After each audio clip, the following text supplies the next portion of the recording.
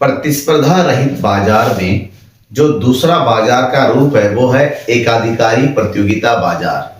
Monopolistic competitive market या monopolistic competition market के नाम से हम जानते हैं। देखिए, इससे पहले मैंने आपको पूर्ण प्रतियोगिता के बारे में बताया था, एकाधिकार के बारे में बताया था। अगर दोनों की ही विशेषताओं को आपस में मिला दिया जाए या कहें दोनों की कुछ कुछ विशेषताओं को अपसेंट कर दिया और एक नया बाजार बनाया जाए, उसको हम एकाधिकारी प्रतियोगिता बाजार कहते हैं। जो पूर्ण प्रतियोगिता है एक्चुअली में वो एक काल्पनिक स्थिति, आजकल के जमाने में देखिए वो स्थिति मौजूद ही नहीं है कि एक वस्तु हो, बहुत सारे विक्रेता हो, कीमत भी ऐसा पॉसिबल नहीं है। हर एक वस्तु का स्थानापन्न मौजूद है। यानी कि आजकल की स्थिति में जो वास्तविक बाजार है वो एकाधिकारी प्रतियोगिता बाजार ही है, जहां पर कोई भी एक सामान प्रोडक्ट लेंगे उससे रिलेटेड आपको कोई ना कोई इसकी स्थानापन्न वस्तुएं जरूर मिल जाती, उससे रिलेटेड संबंधित वस्तुएं अवेलेबल जरूर होंगी मार्केट में। तो चलिए इस बाजार को डिटेल से समझते हैं। अगर हम एकाधिकारी प्रतियोगिता बाजार की बात करते हैं, एकाधिकारी प्रतियोगिता में दो शब्द है, एक है एकाधिकार और दूसरा है प्रतियोगिता। इसका मतलब एक ऐसा बाजार जहां पर एकाधिकारी के गुण और पूर्ण प्रतियोगिता के दोनों के गुण विद्यमान होते हैं, ऐसे बाजार को हम एकाधिकारी प्रतियोगिता बाजार कहते हैं। एक्चुअली में एक ऐसा बाजार होता है जिसे एकाधिकार में केवल एक विक्रेता होता है, पूर्ण प्रतियोगिता में अनेक विक्रेता होता है। यहाँ पर जो भी अनेक होता है, पूर्ण प्रतियोगिता तो कम, लेकिन यहाँ पर एकाधिकार से अधिक, यानी कि इस बाजार स्थिति में विक्रेताओं की संख्या अधिक होती है। प्रत्येक विक्रेता क्या विभेदात्मक, क्या बोलते हैं, विभेदात्मक वस्तुओं का क्रय विक्रय होता है। मतलब वस्तुएं की उपयोगिता भले ही एक जैसी हो तो उन वस्तुओं में कुछ ना कुछ अंतर जरूर होता है। फॉर एग्जाम्पल हम बात करते हैं किसकी, पेस्ट की, दांत मांजने वाले पेस्ट की बात करते हैं। हमारे सामने बहुत सारे पेस्ट एक ही है, लेकिन हमारे पास बहुत सारे ब्रांड है, यानी कि स्थानापन्न वस्तुएं। जैसे हम बात करते हैं कोलगेट की बात करते हैं, ठीक है, सेंसोडाइन की बात करते हैं, दंत कांति है, ठीक है, ये सारे। और पता नहीं इस ऐसे मार्केट में और सब, जैसे कार की बात करते हैं तो अलग अलग ब्रांड है। इसका मतलब ये हुआ कि आज के टाइम में जो वस्तु का उत्पादन होता है, अलग अलग उत्पादक मौजूद होते हैं। हर कोई उत्पादक अपनी वस्तु में कुछ ना कुछ अंतर करता है, कुछ ना कुछ उसमें अंतर पाया जाता है, तो उसको हम क्या बोलते हैं, एकाधिकारी प्रतियोगिता बाजार के नाम से जानते हैं। इसको जो है एक्सप्लेन किया है प्रोफेसर लेफ्टविच ने अपने अकॉर्डिंग। लेफ्टविच ने क्या कहा, उन्होंने कहा कि एकाधिकारी प्रतियोगिता बाजार की वह स्थिति है जिसमें किसी वस्तु के बहुत से विक्रेता पाए जाते हैं और परंतु प्रत्येक विक्रेता की वस्तु एक दूसरे से क्या होती है, अलग होती है, भिन्न भिन्न होती है, जिसको विभेदीकृत वस्तु के नाम से जानते हैं। विक्रेता बहुत सारे होंगे, वस्तुएं एक ही होंगी, लेकिन उन वस्तुओं में अंतर होगा। अंतर चाहे पैकेजिंग का हो, चाहे उसकी क्वालिटी का हो, चाहे उसके शेप का हो, चाहे ब्रांड नेम का हो, अंतर तो होगा ही।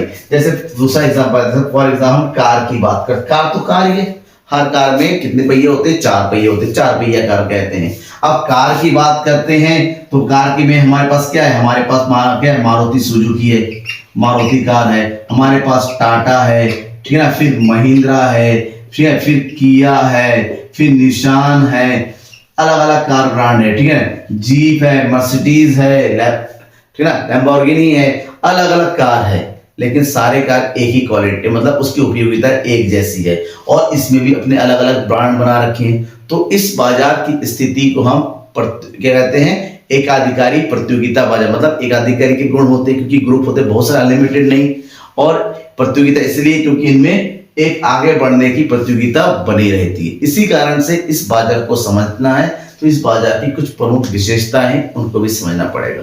अगर हम एकाधिकारी बाजार, एकाधिकारी प्रतियोगिता की विशेषताओं की बात करें, सबसे पहली विशेषता है इस बाजार में विक्रेताओं की संख्या अधिक होती है।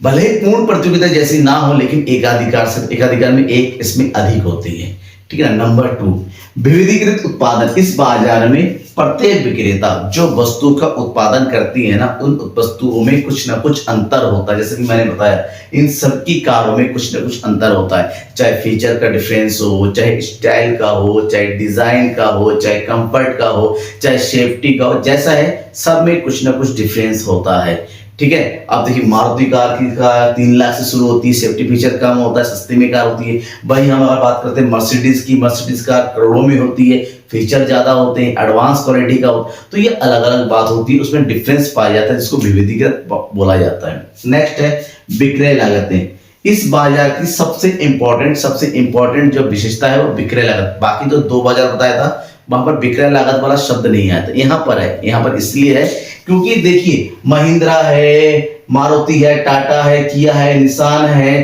कोई भी कार क्यों ना हो, हर कार को अपनी कार सेलिंग करने के लिए इनको एडवर्टीजमेंट करना पड़ता है।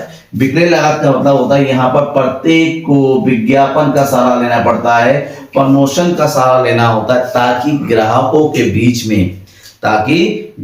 के बीच में अपनी पकड़ मजबूत बनाई जा सके।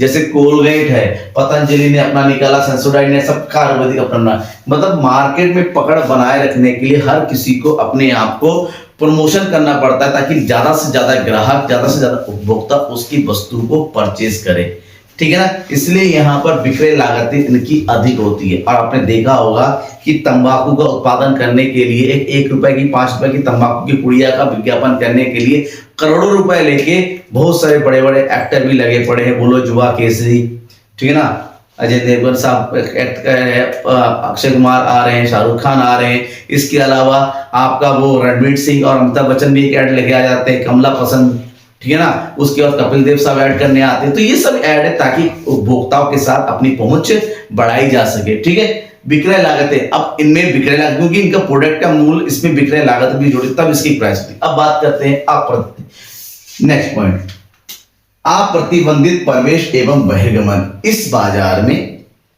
जो प्रवेश होता है, और कोई भी जब चाहे बिजनेस में आ सकता है, कोई भी बिजनेस को छोड़ के जा सकता है, इसमें किसी प्रकार का क्या नहीं होता, रेस्ट्रिक्शन नहीं होता, लेकिन कुछ सीमित नियमों का पालन करना पड़ता है, क्योंकि इस बाजार के नियमों को मानना पड़ेगा, तभी आप इस बाजार में बने रह सकते हैं। नेक्स्ट है बाजार का अपूर्ण ज्ञान, क्योंकि ये बाजार 2 बाजार का मिक्स होता है। यहाँ पर विक्रेताओं को या फिर क्रेताओं को, उपभोक्ताओं को बाजार की संपूर्ण दशाओं का ज्ञान नहीं होता है। एक्चुअली में प्रत्येक उत्पादक को पता नहीं होता है कि मैं जिस वस्तु को खरीदने जा रहा हूं उस वस्तु की कितनी क्वालिटी मार्केट में है, उसका रेट एक्चुअल में क्या।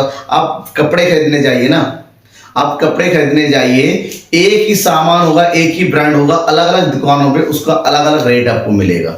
इसका मतलब आपको पता नहीं है ना, क्योंकि पूर्ण प्रतियोगिता में तो ऐसी कोई प्रॉब्लम नहीं है, लेकिन यहाँ पर रेट का, उसकी क्वालिटी का कुछ ना कुछ डिफरेंस होगा। सबको सबके बारे में नहीं पता होता है, ना उपभोक्ताओं को पता होता है, ना ही विक्रेता, क्योंकि विक्रेता कहता है एक सामान कह रहा है ये इसकी कीमत 100 रुपए, हो सकता है दूसरा की विक्रेता उसकी कीमत 90 रुपए लगाए, तो यहाँ पर उपभोक्ता वहां खरीदेगा, तो यहाँ पर बात होती है। नेक्स्ट है गैर कीमत प्रतियोगिता। मैंने भी बताया था इस बाजार में विक्रेताओं के बीच में क्या होता है, एक प्रतियोगिता होती है एक दूसरे से आगे निकलने की, मार्केट में कब्जा जमाने की। इसके लिए वो विज्ञापन का सहारा लेते हैं। अब विज्ञापन जो लिया जाता है एक्चुअली इस बाजार में एक तो कीमत कम करना, लेकिन कीमत कम करेंगे लाभ कम मिलेगा, तो यहाँ पर गैर कीमत प्रतियोगिता होती है। गैर कीमत प्रतियोगिता में जैसे छूट देना, एक के साथ एक फ्री देना, क्वालिटी के साथ देना, बोनस पॉइंट देना, ठीक है ना, कहीं सरप्राइज देना, इनाम देना, अलग अलग से यहाँ पर क्या किए जाते हैं, प्रमोशन किए जाते हैं,